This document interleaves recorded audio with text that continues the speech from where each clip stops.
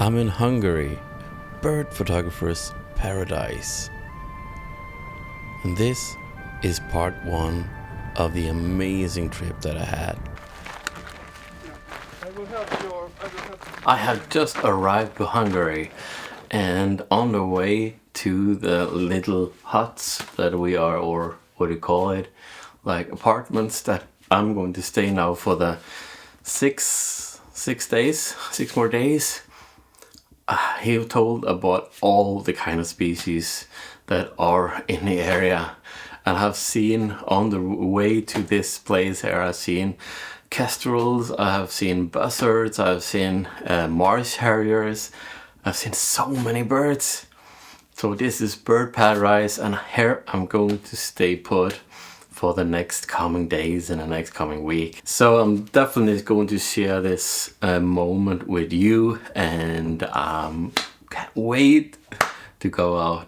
We're going out now in the evening to get the evening light, and I'm not sure where I'm going to start to see what kind of birds I'm going to go after though, but just have to start one place and then see what happens. Now my backpack is ready with the 600mm. I'm also going to take with me 70 to 200, so I have that with me, and see what I can see.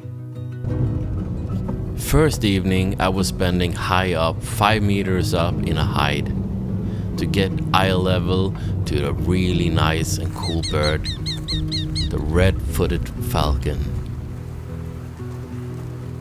I was quite excited to see this bird for the first time.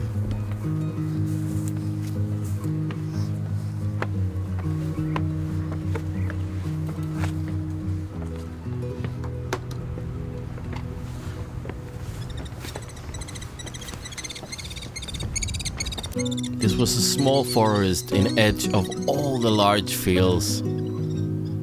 A perfect place for the red-footed falcon to find and hunt insects.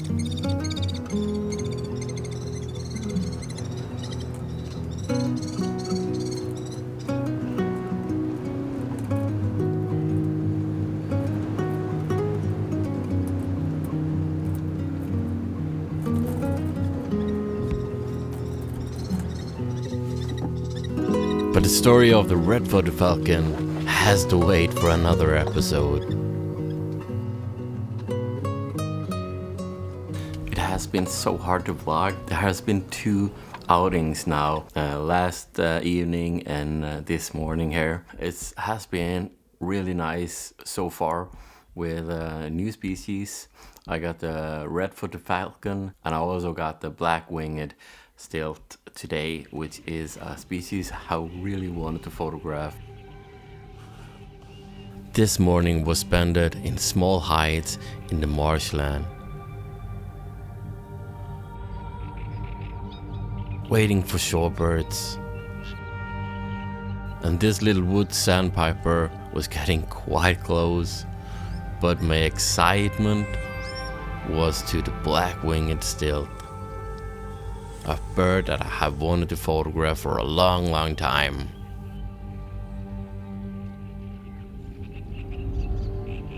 And I got it.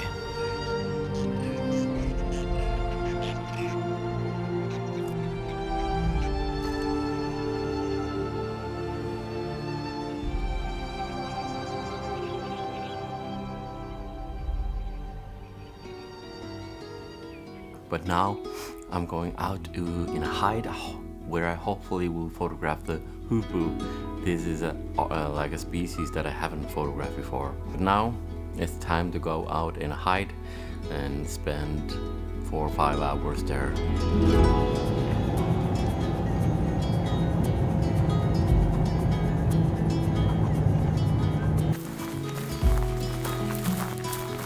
The hoopoe is a cool little bird that I also wanted to photograph.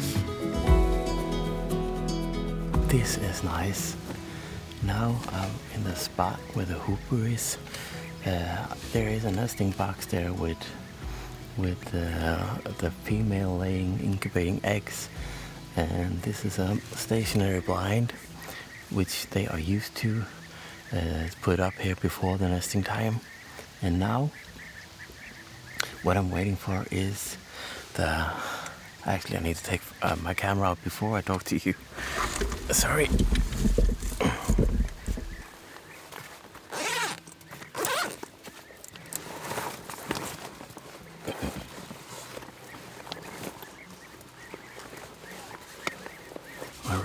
Alright. Now it's good.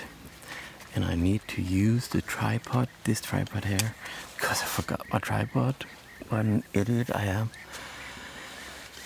But let's do that first and then explain later. Okay, now I'm ready. As you can see here with my set 9 and the 600mm, I hope it's not too tight on with the 600.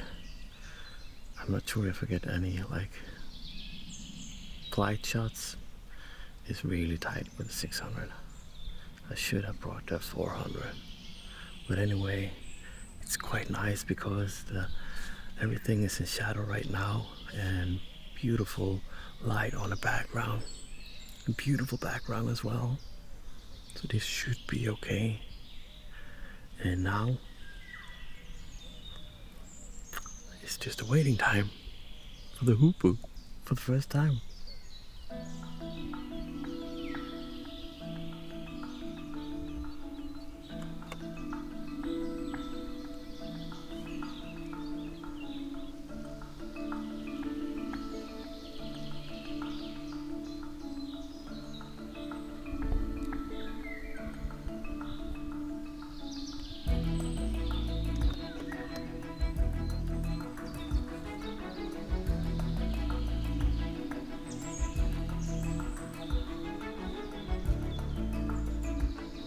The hoopoe was here and just went outside the hole without going to the perch. So no pictures yet. Wow, the male will come and bring food for the female. Now it's such beautiful light, and also I have some really nice cotton seeds flying around in the air. Light seeds, and they make some really nice pokeballs in the background. Now especially when they are backlit. So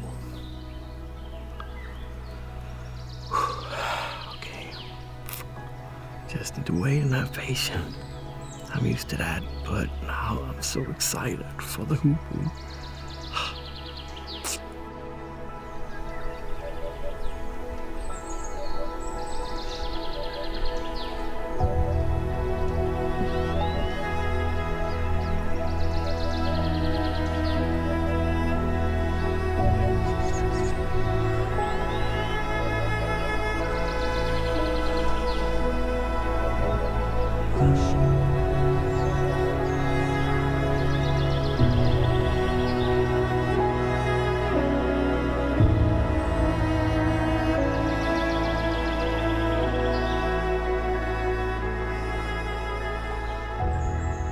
Quick update. First I had the male directly on the hole, and then it was gone again. And then I was hoping that it would land on the stick. Maybe 10 minutes after it came in, rushing in, sat on the stick. I got a couple of images before it flew over to the female with the food, with a little larva, and then out again. I'm relieved. The first picture. What a beautiful bird. I was thinking to myself that I need to have a little higher shutter speed so I can get some flight shots. And then I need to crank my IS up to 1600. And then I hope you can hear me. I have to whisper so not to disturb. But anyway, right away when I had cranked up my ISO to ISO 1600 and 2000 of second, then it came. I decided to spend 3 evenings in this blind here, and that increases the chance to get more different kind of pictures, like flight shots, beautiful posing, and especially in beautiful backlight. And normally I don't get that, spending only one time in one place.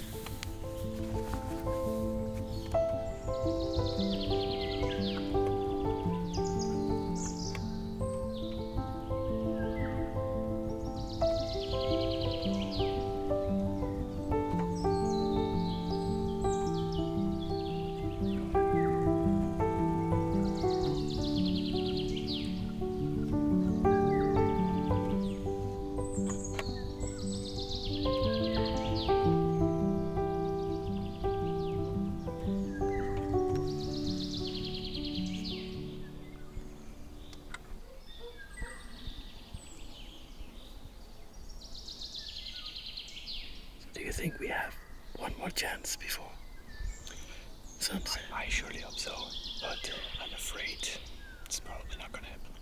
It's getting colder, so much harder for it to find insects now. Yeah. So that's the biggest challenge. But the pheasants is alive.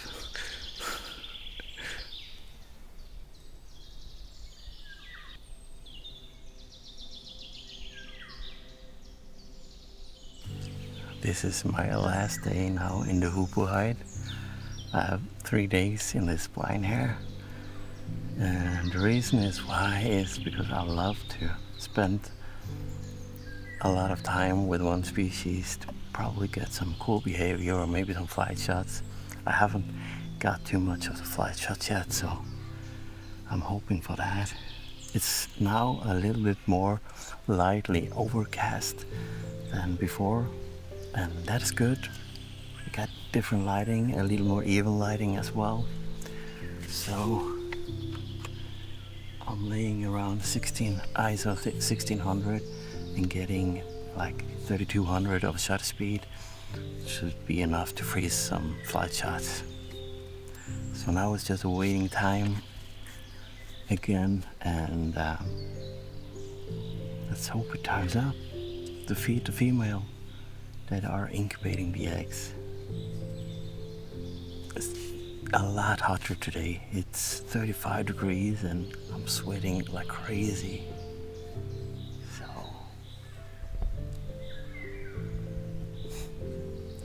fun.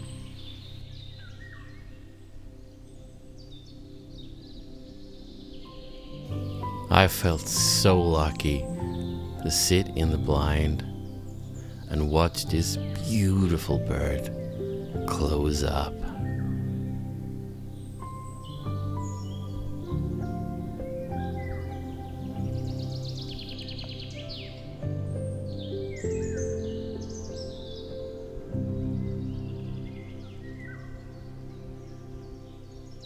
And yes, I did get the pictures I wanted.